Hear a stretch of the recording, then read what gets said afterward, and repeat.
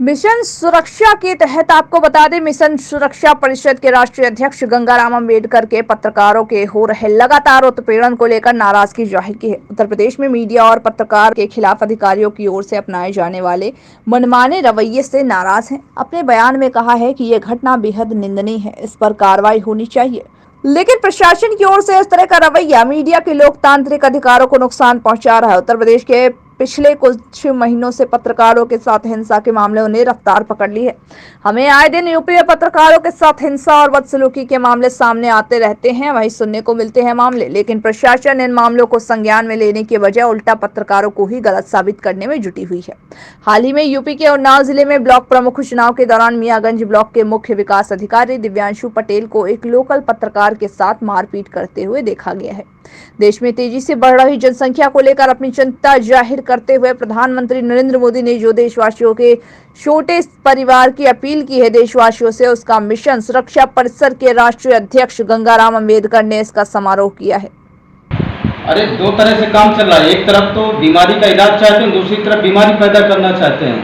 कांवड़ यात्रा के लिए माननीय मुख्यमंत्री जी कोई प्रबंध नहीं, स्कूलों को ताला लगा रखा है। तो माननीय मुख्यमंत्री जी और भारतीय जनता पार्टी चाहती है कि देश में शिक्षा क्योंकि आज सुप्रीम कोर्ट ने भी इस पर जवाबदेही मांगी है कि जहां हर राज्यों ने इस पर कांवड़ यात्रा पर रोक लगाई, पर यूपी उत्तर प्रदेश में क्यों नहीं लगाई? उत्तर प्रदेश में शिक्षा समाप्त हो जाए, धर्म की चाशनी पर लोगों को कैसे बांधा रखा जाए, अंधविश्वास में कैसे जकड़ा रखा जाए, आस्था में लोगों को कैसे बांधा रखा जाए, इसलिए सरकार उसी काम पर पूरी ठोस गति के साथ लगी है। जहाँ तक शिक्षा का मामला है, शिक्षा महंगी हो रही है, दूसरी तरफ शिक्षा के सेंटर पूरी तरह से बंद है, दारू के ठेके खुले हुए हैं, धार्मिक यात्राएं चालू हैं। तो दो तरह से काम इस प्रदेश और देश में चल रहा है, जिसको हम लोग कड़े शब्दों से निंदा करते हैं। आने से देखिए, बोतल वही है, शराब बदली जा रही है, शराब वही है, बोतल तरह तरह से बदली जा रही है। जब तक शिक्षा जनता के बीच नहीं फैलेगी, समाज में शिक्षा से जागरूकता आएगी, तब तक न कोई पाबंदी और ना तो किसी तरह का प्रलोभन, उसका कोई असर नहीं हो सकता है। अगर जनसंख्या को नियंत्रित करना है तो शिक्षा पर ज़्यादा फोकस करना चाहिए। शिक्षा को प्रचार प्रसार के लिए शिक्षा के सेंटरों को और ज़्यादा प्रोत्साहित करने की जरूरत है। शिक्षा से ही जागरूकता बढ़ेगी, जागरूकता से ही जनसंख्या पर नियंत्रण लग सकेगा। ये तो सब थोथे कानून है, इनका कोई असर होने वाला नहीं है। केवल चुनाव क्योंकि नज़दीक है, उत्तर प्रदेश में धर्म एवं जाति के बीच किस तरह खाई पैदा की जाए, एक धर्म को दूसरे धर्म से कैसे नफरत की दीवार से बांधा जाए, इसी तरह की षड्यंत्र सरकारें कर रही हैं। उत्तर प्रदेश में 5-6 महीने बाद चुनाव है, इसीलिए कहीं हिंदू मुस्लिम के बीच तनाव है, कहीं जनसंख्या नियंत्रण पर है, या और तमाम धर्मांतरण के मामलों को लेकर के सरकार क्योंकि चारों तरफ से फेल हो चुकी है, अब केवल आस्था एवं धर्म और मजहब की नफरत के बीच अपना वो चुनावी एजेंडा लगाना चाहती है, इसीलिए इस तरह की नोटंकी सरकार कर रही है। लेकिन आप इस समय जे ब्लॉक के चुनाव हुए हैं, तब से पत्रकारों पर आए दिन हमले होने से आप क्या सोचते हैं? केवल पत्रकारों पर नहीं, लोकतंत्र पर हमला हो रहा है। और जब से बीजेपी की सरकार बनी है तो लगातार पत्रकार भाइयों की, कई पत्रकार भाइयों की, जाने माने पत्रकार भाइयों की हत्याएं हुई हैं, उनके कैमरे छीने गए हैं, उनके ऊपर जानलेवा हमला किए गए हैं।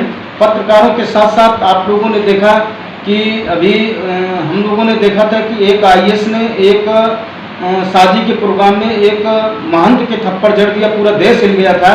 लेकिन लखीमपुर खीरी में आप लोगों ने खुलेआम देखा है कि एक बहन का चीर हरण दुर्योधन की तरह किया जा रहा है, लेकिन उससे ना तो देश हिल रहा है, ना तो लखीमपुर खीरी हिल रहा है। तो दो तरह से काम चल रहा है। एक तरफ बहन बेटियों की इज्जत आबरू के साथ खिलवाड़ हो रहा है, उनका चीर हरण हो रहा है, दूसरी तरफ अपने विजय पताका के लिए अपनी वाहवाही, चाहे प्रधानमंत्री जी हो चाहे मुख्यमंत्री जी, अपना महिमा मंडन कर रहे हैं। पूरे उत्तर प्रदेश में प्रशासनिक अधिकारियों द्वारा कैंडिडेटों को नामांकन करने से रोका गया और उनके पर्चे फाड़े गए। BDC और जिला पंचायत सदस्यों का खुलेआम अपहरण किया गया और उनको वोट नहीं डालने दिया गया। उनके साथ गैर लोकतांत्रिक तरीके से एक सहयोगी लगाया गया और जो डेलीगेट्स था उसको वोट डालने से रोकने के लिए सहयोगी द्वारा वोट डाला गया, जिससे पूरी तरह से लोकतंत्र की धज्जियां उत्तर प्रदेश में उड़ाई गई, माहौल बनाया गया। और माननीय प्रधान, बड़ा दुर्भाग्य, माननीय प्रधान जी काशी में जाकर कहते हैं कि ये सरकार की लोकप्रिय नीतियों का नतीजा है कि जनता ने जनादेश दिया है। जनादेश तो समाजवादी पार्टी को मिला था, लेकिन जो प्रशासन का आदेश और DM ने इनको चुनाव जिता दिया। तो इसका हम कड़े शब्दों में निंदा करते हैं। जैसे कई बार सुनने को मिलता है कि जो ये ब्लॉक कमेटी और जिला अध्यक्ष के चुनाव होते हैं शासन पर डिपेंड करते हैं, क्या ऐसा कुछ होता है इस पर? हम लोग तो बार बार चुनाव आयोग से मांग करते हैं कि ये इस तरह के जो चुनाव है वो सीधे जनता से कराया जाए, जिससे धनबल बाहुबल को रोका जाए।